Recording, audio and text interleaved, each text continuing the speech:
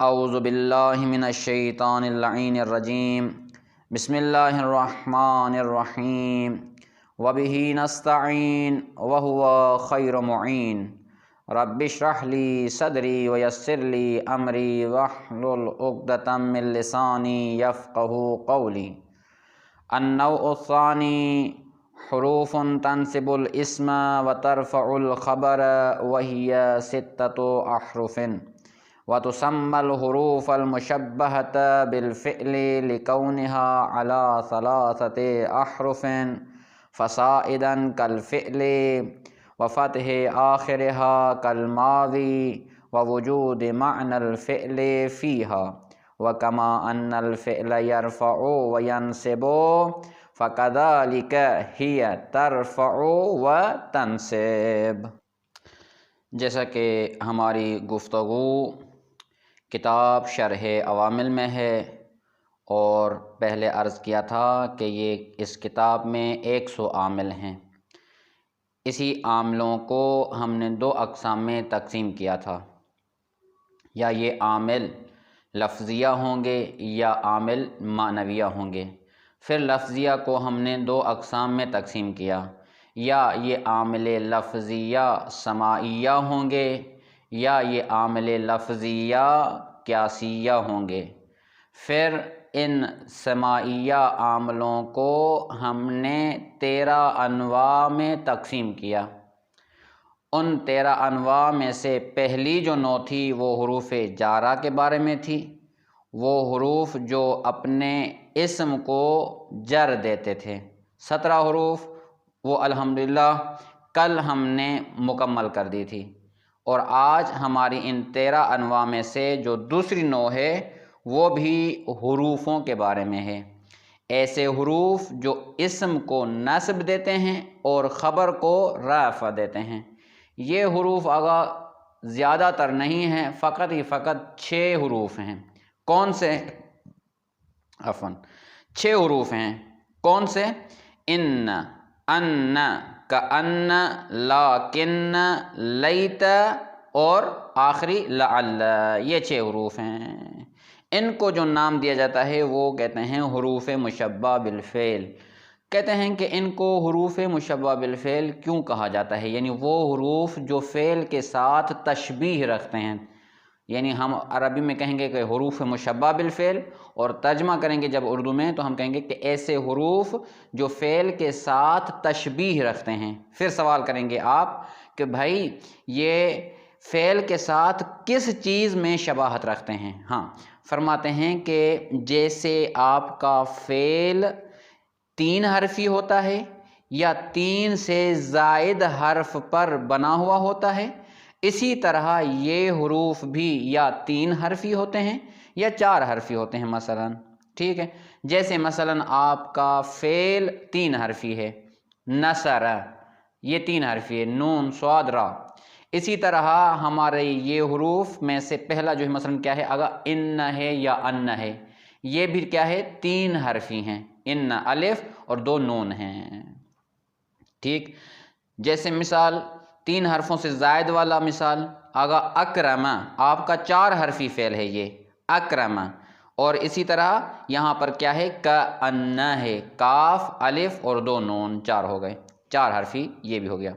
اور جس طرح فعل اپنی مستقل معنی دیتا ہے، ٹھیک ہے، بغیر کسی ملے ہوئے کسی اور کلمے کے ساتھ فعل اپنی مستقل معنی دیتا ہے، اسی طرح یہ حروف بھی اپنی مستقل معنی دیتے ہیں۔ جیسے حروف مشبہ بالفعل گزر گئے، اگر یہ کسی اور کلمے کے ساتھ نہ ملیں تو یہ من کوئی اپنی ذاتی معنی نہیں دے گی، یا مثلا با اپنی ذاتی معنی نہیں دے گی، مستقل معنی نہیں دے گی۔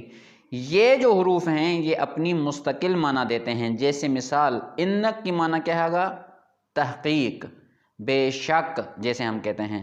ٹھیک ہے، یہ اور فرماتے ہیں جیسے یہ فعل رفع اور نصب والا عمل کرتے ہیں، یعنی فاعل کو رفع دیتے ہیں اور مفعول کو نصب دیتے ہیں، اسی طرح یہ حروف بھی اپنے اسم کو نصب دیتے ہیں اور اپنی خبر کو رفع دیتے ہیں، یعنی یہ بھی رفع اور نصب والا عمل کرتے ہیں۔ اسی وجہ سے ہم نے ان کو کہا کہ یہ ایسے حروف ہیں جو کس کے ساتھ آگا؟ فعل کے ساتھ تشبیہ رکھتے ہیں۔ آئیں دیکھتے ہیں پھر آگے ترجمے میں، آج مشکل بحث نہیں ہے۔ فرماتے ہیں النوع الثانی حروف، دوسری جو نوع ہے وہ حروف کے بارے میں ہے۔ تنصب الاسم وترفع الخبر، اور یہ حروف اسم کو نصب دیتے ہیں اور خبر کو آگا رفع دیتے ہیں۔ وہی ستۃ احرف، اور یہ آگا کتنے حروف ہیں؟ 6 حروف ہیں۔ جیسے مثال دیں، آپ خود ہی اپنا مثال بنائیں، مثلا ان زیدن قائمون، یہ ان حرف مشبہ بالفعل اور زیدن اس ان کا اسم ہے اور قائمون ان کے لیے خبر بن جائے گی، ٹھیک ہے۔ وَتُسَمَّى الْحُرُوفَ الْمُشَبَّهَةَ بِالْفِعْلِ، اور ان حروف کو کیا نام دیا جاتا ہے گا؟ حروف مشبہ بالفعل والا نام دیا جاتا ہے۔ کیوں؟ علت لِكَوْنِهَا عَلَى 3 أَحْرُفٍ فَصَاعِدًا كَالْفِعْلِ، اس لیے یہ علت ہے، کیونکہ اس لیے کہ یہ حروف یا 3 حرفی ہوتے ہیں یا اس سے زائد والے حروف والے ہوتے ہیں۔ کالفعل، جیسے یہ فعل ہوتا ہے آگا، جیسے یہ فعل یا 3 حرفی ہوتا ہے یا اس سے زائد والا ہوتا ہے، یہ 4 حرفی یا 5 حرفی ہوتا ہے مثلا۔ وفتح آخرہا کالماضی، اور ان حروف کے آخر میں فتح ہوتی ہے، ٹھیک ہے۔ آخرہا والی جو ضمیر ہے وہ ان حروف کی طرف، یعنی یہ ان حروف کی آخر میں فتح ہوتی ہے آگا، جیسے ماضی کی آخر میں فتح ہوتی ہے۔ جیسے مثلا ہم کہتے ہیں نصرہ، تو ادھر بھی کیا ہو گیا آگا؟ انا کانا انا مثلا ایسے۔ ووجود معنی الفعل فیہا، اور ان حروف میں، فیہا یعنی حروف میں، ان حروف میں فعل کی معنی موجود ہوتی ہے۔ وَكَمَا أَنَّ الْفِعْلَ، اور جس طرح یہ فعل جو ہے آگا يَرْفَعُ وَيَنْصِبُ، یعنی یہ فعل اپنے فاعل کو رفع دیتا ہے اور مفعول کو نصب دیتا ہے۔ اچھا، فَكَذَلِكَ هِيَ تَرْفَعُ وَتَنْصِبُ، اسی طرح یہ بھی کیا کرتے ہیں آگا؟ یہ اپنے اسم کو نصب دیتے ہیں اور خبر کو رفع دیتے ہیں۔ وَهِيَ ان و ان، یہاں سے حروف بتا رہے ہیں کہ کون سے 6 حروف کون سے ہیں۔ ان و ان بمعنی حققت، پہلا ان دوسرا ان ہے، اور ان کی معنی کیا ہے گا؟ حققتو کی معنی میں آتے ہیں، یعنی میں نے تحقیق کی، ٹھیک ہے، یعنی تحقیق کی معنی میں آتے ہیں۔ وَكَأَنَّ بِمَعْنَى شَبَّحْتُ، اور تیسرا جو حرف ہے کأن ہے، اس کی معنی کیا ہے گا؟ شبہتو کی یعنی معنی میں آتا ہے، یعنی فعل کی معنی دے رہا ہے، یعنی میں نے تشبیہ دی مثلا۔ وَلَكِنَّ بِمَعْنَى اسْتَدْرَكْتُ، اور چوتھا حرف جو ہے وہ لاکن ہے، اور اس کی معنی کیا ہے گا؟ استدراک کی معنی میں آتا ہے، یعنی میں نے درک کیا، میں نے استدراک کیا۔ یہ آگے انشاءاللہ بتائیں گے کہ استدراک کسے کہتے ہیں، یہ ایک خود ہی لاکن والی بحث میں انشاءاللہ بحث کریں گے۔ وَلَيْتَ بِمَعْنَى تَمَنَّيْتُ، اور 5واں جو حرف ہے وہ لیت ہے آگا، یہ معنی کس میں آتا ہے؟ کس کی معنی میں آتا ہے؟ تمنیت، یعنی میں نے تمنا کی ہے۔ وَلَعَلَّ بِمَعْنَى تَرَجَّيْتُ، اور چھٹا اور آخری جو حرف ہے وہ لعل ہے، یہ ترجیت یعنی میں نے امید کی ہے، ترجیت کی معنی ترجی کی معنی میں آتا ہے۔ نحو ان زیدن قائمون، یہاں پر ان حرف مشبہ بالفعل، زیدن اس ان کے لیے اسم اور وہ منصوب ہے، نصب دی گئی ہے اس کو، اور قائمون جو ہے یہ ان کے لیے خبر ہے جو کہ مرفوع ہے، ٹھیک۔ بلغنی ان زیدن ذاہبون، یہ جو ہے کیا ہے آگا؟ ان کے لیے مثال ہے، پہلا ان کا اور دوسرا ان کا دیا ہے۔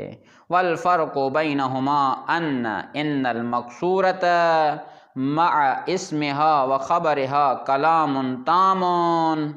اچھا، ابھی سوال یہاں سے یہ ہوگا کہ ان اور ان میں کیا فرق ہے آگا؟ فرماتے ہیں کہ والفرق بینہما، فرق یہ یہاں سے بیان کیا جا رہا ہے، یعنی ان دونوں کے درمیان میں فرق جو ہے، ان اور ان کے درمیان میں جو فرق ہے وہ کیا ہے؟ ان المقصورۃ مع اسمہا و خبرہا کلام تام، یعنی ان جو مقصورہ ہے یہ اپنے اسم اور خبر کے ساتھ مل کر کلام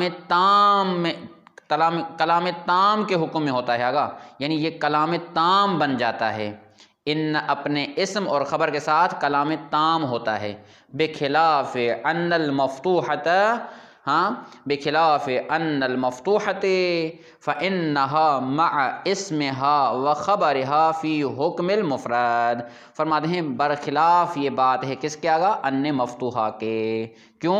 اس لیے کہ یہ ان مفتوحہ اپنے اسم اور خبر کے ساتھ مل کر مفرد کے حکم میں ہوتا ہے، یہ کلام تام نہیں بن جاتا، یہ مفرد کے حکم میں ہوتا ہے، یعنی یہ کلام تام نہیں ہوتا، یہ مفرد کے حکم میں کا مطلب کیا ہے؟ یعنی کیا ہوگا؟ یعنی کلام تام نہیں ہوتا، ٹھیک؟ ولا تفید حتی یکون قبلہا فعل کما مر، فرماتے ہیں کہ یہ ان مفتوحہ یہ فائدہ نہیں دے گی، یعنی یہ کلام تام کا فائدہ نہیں دے گی یہاں تک کہ اگر اس کے بعد اس سے پہلے جو ہے حتی یکون قبلہا، اس ان مفتوحہ سے پہلے کوئی فعل نہ ہو، اگر ان مفتوحہ سے کوئی فعل نہ ہو، ان مفتوحہ سے پہلے کوئی فعل نہیں ہوگا تو یہ کوئی فائدہ نہیں دے گی، جیسے ہم نے مثال دے کے آئے ہیں، کما مرہ یعنی کیا مثال اس کا گزر گیا ہے، کون سا آگا؟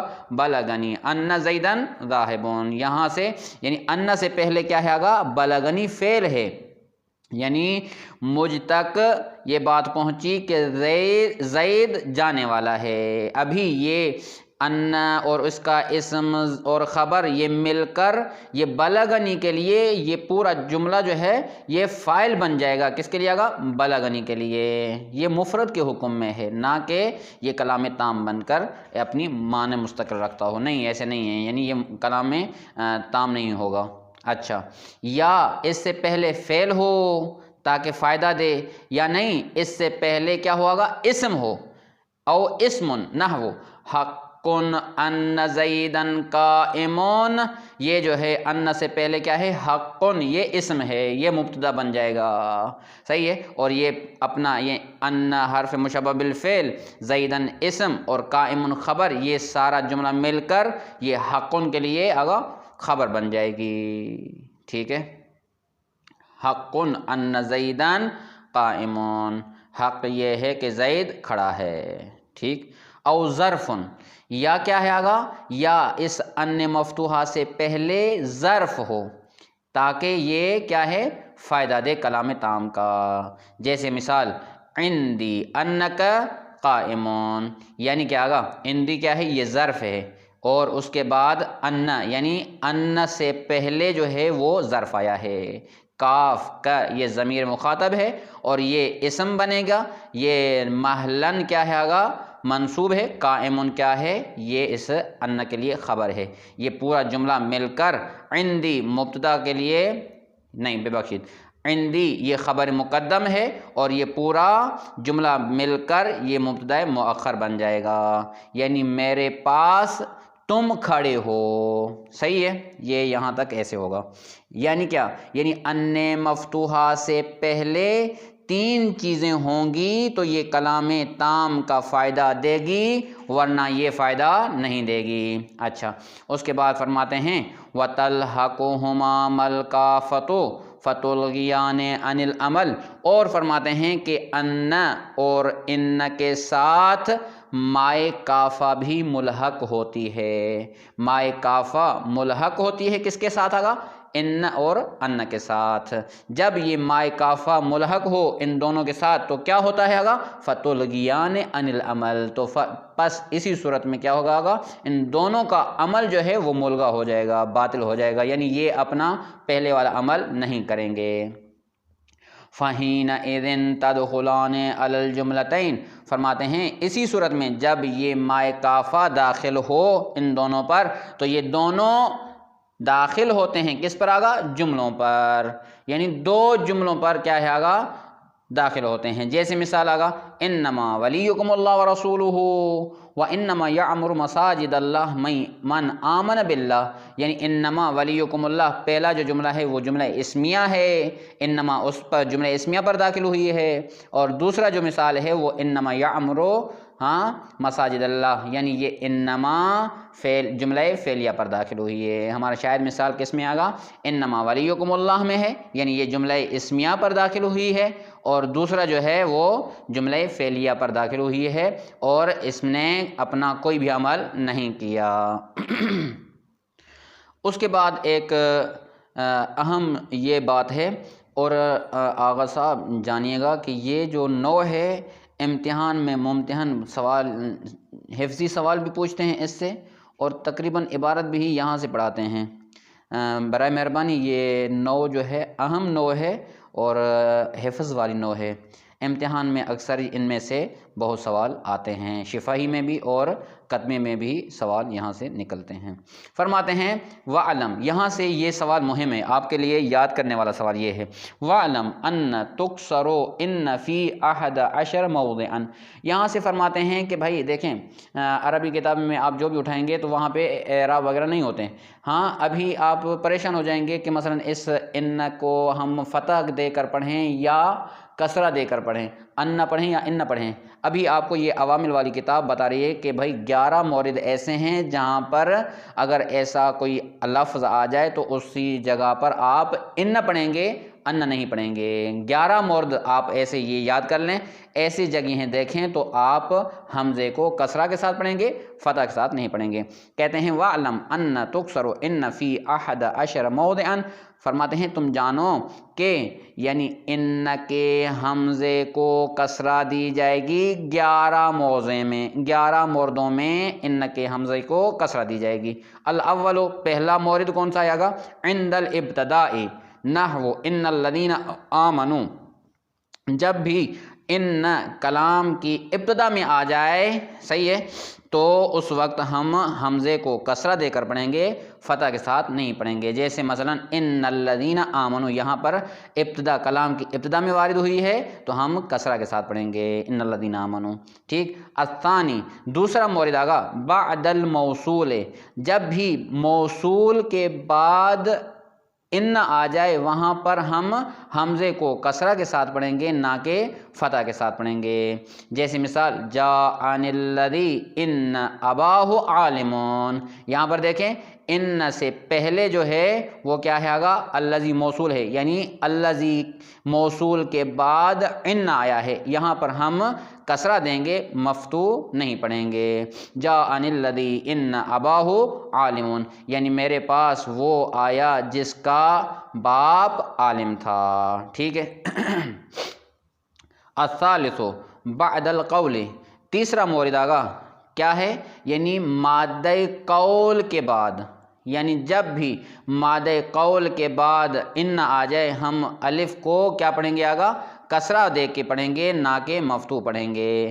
مادہ قول یعنی کیا؟ چاہے وہ لفظ ماضی کا ہو، مثلا قال ہو، یقول ہو، قل ہو، ہاں، یا اس کا مصدر ہو. ٹھیک ہے. القول ہو یعنی مادہ قول میں سے ہو. ٹھیک ہے. کاف واو لام میں سے کوئی بھی مادہ آ جائے وہاں کے اس کے بعد جو ہے ہم ان کے حمزے کو کسرہ دے کر پڑھیں گے. جیسے مثلا قال انہ یقول انہا بقرۃ. ٹھیک ہے. یہاں پر دیکھیں یعنی قال یعنی ان قال انہم بعد، یعنی ہم نے کیا کہا تھا؟ مادہ قول کے بعد آئے. ٹھیک ہے. یعنی دیکھیں قال یہاں پہ آیا، اس کے بعد ان آ گیا، ہم نے اس کو کسرہ دے دی. اس کے بعد یقول فعل مضارع ہے، اس کے بعد ان آ گئے، ہم نے وہاں پر بھی کسرہ دے دی ہے. یعنی یہاں پر دو شاید مثالیں، ماضی کے بعد آیا ہے اور دوسرا مرتبہ فعل مضارع کے بعد آیا ہے. الرابع بعد القسم. فرماتے ہیں چوتھا مورد اگر قسم کے بعد اگر ان آ جائے تو ہم اس کو بھی حمزے کو کسرہ دے کر پڑھیں گے، نہ کہ فتح کے ساتھ پڑھیں گے. جیسے مثلا کہتے ہیں والعصر ان الانسان لفی خسر. یعنی دیکھیں والعصر، یہ والعصر قسم، یعنی ہم نے پڑھا تھا نا واو قسم. ٹھیک ہے. یہ واو قسم ہے، قسم ہے مجھے زمانے کی کہ بتحقیق انسان خسارے میں ہے. یہاں پر ہم نے حمزہ کو کسرہ دے کر پڑھا ہے نہ کہ فتح کے ساتھ پڑھا ہے، یعنی ان الانسان پڑھا ہے، انا نہیں پڑھا۔ والعصر ان الانسان لفی خسر۔ الخامس ما یکون فی خبرها اللام، فرماتے ہیں پانچواں مورد جو ہے آگا جہاں پر ہم کیا کریں گے آگا، یعنی حمزہ کو کسرہ دے کر پڑھیں گے، وہ کون سا مورد ہے آگا؟ وہاں پر کیا ہے آگا؟ کسرہ دے کر پڑھیں گے، کون سا مورد ہے؟ یعنی ایسی ان جس کی خبر پہ لام داخل ہوئی ہو، ٹھیک ہے؟ جیسے مثال یعنی ما یکون فی خبرها اللام، ایک ایسی ان جس کی خبر میں اللام و لام موجود ہو، ٹھیک؟ جیسے مثال قالوا نشہد انک لرسول اللہ، دیکھیں انک یہ ان اس کے بعد کاف ضمیر ہے اور رسول اللہ اس کے لیے کیا ہے آگا؟ خبر ہے ان کے لیے۔ ابھی اس ان کی خبر پر ہم نے لام لگائی ہے لرسول اللہ، تو ہم جب دیکھیں گے کہ اس ان کی خبر پر لام لگی ہوئی ہے تو ہم حمزہ کو کسرہ دے کر پڑھیں گے نہ کہ مفتوح پڑھیں گے۔ وَنَحْوُ وَاللَّهُ يَعْلَمُ إِنَّكَ کیا ہے آگا؟ لرسولہ۔ ہاں ابھی یہاں پر کیا ہے؟ انک لرسولہ، ہمارے شاید مثال کس میں ہے؟ انک لرسولہ میں ہے، یعنی ان مفتوح ہم اس کے حمزہ کو کسرہ دے کر پڑھیں گے، اور ان اسم ہے، ان کا اسم جو ہے کاف ضمیر ہے اور لرسولہ اس کے لیے خبر ہے، یہاں پر بھی لام آ گئی ہے تو ہم اس کو کسرہ کے ساتھ پڑھیں گے نہ کہ فتح کے ساتھ پڑھیں گے۔ کیوں؟ لأن اللام للتأکید، اس لیے کہ یہاں پر یہ جو لام ہے یہ لام تاکید کے لیے ہے، ٹھیک ہے؟ یعنی دونوں مثالوں میں جو لام آئی ہے یہ لام تاکید کے لیے ہے، ٹھیک ہے؟ السادس، چھٹا مورد آگا، یہ آپ کو زبانی یاد کرنی چاہیے، ٹھیک ہے؟ ایسے نہ کہ بس آپ عبارت کو حل کر کے بیٹھ جائیں، نہیں، آپ کو یہ مورد ذہن میں بھی ہوں کہ کن موارد میں آپ کو ان کو کسرہ کے ساتھ پڑھنا ہے نہ کہ فتح کے ساتھ۔ اچھا، السادس بعد ثم کے بعد آگا، یعنی کیا ہے؟ ثم کے بعد اگر ان آ جائے تو ہم حمزہ کو کسرہ دے کر پڑھیں گے نہ کہ فتح کے ساتھ پڑھیں گے۔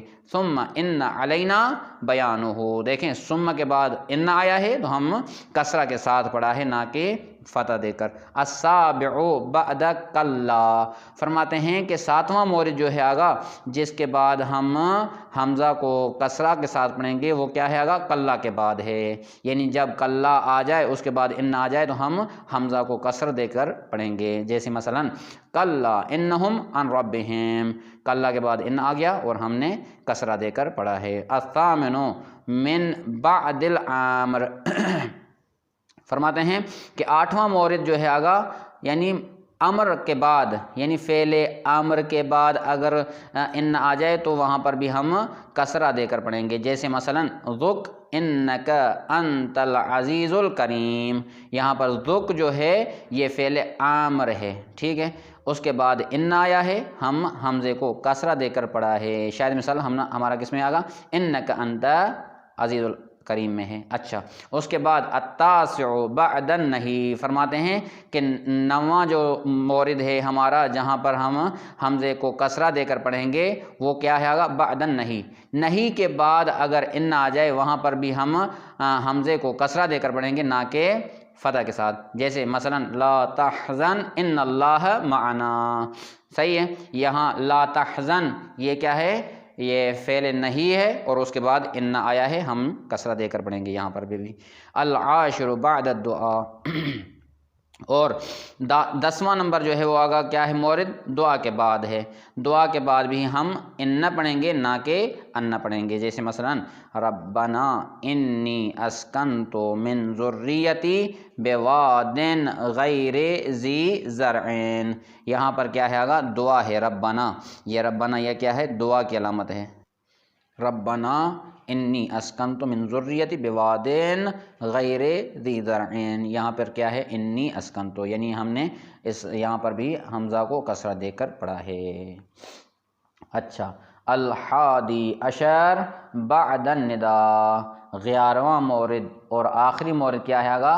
یعنی ندا کے بعد اگر ان آ جائے تو ہمیں حمزہ کو کسرہ دے کر پڑھنا ہے نہ کہ فتح دے کر پڑھنا ہے، جیسے مثال نحو یا لوط انا رسل ربک، یہ دیکھیں یا لو تو یہ ندا ہے، اس کے بعد انا آ گیا ہے، یہاں پر ہم انا نہیں پڑھیں گے، انا پڑھیں گے، کیوں؟ یہ ندا کے بعد انا آیا ہے تو ہمیں کسرہ دے کر پڑھنا ہے۔ شاید مثال ہمارا کس میں آگا؟ یا لو تو انا میں ہمارا شاید مثال ہے انا رسول ربک صلی اللہ علی محمد و اہل بیتہ الطیبین الطاہرین۔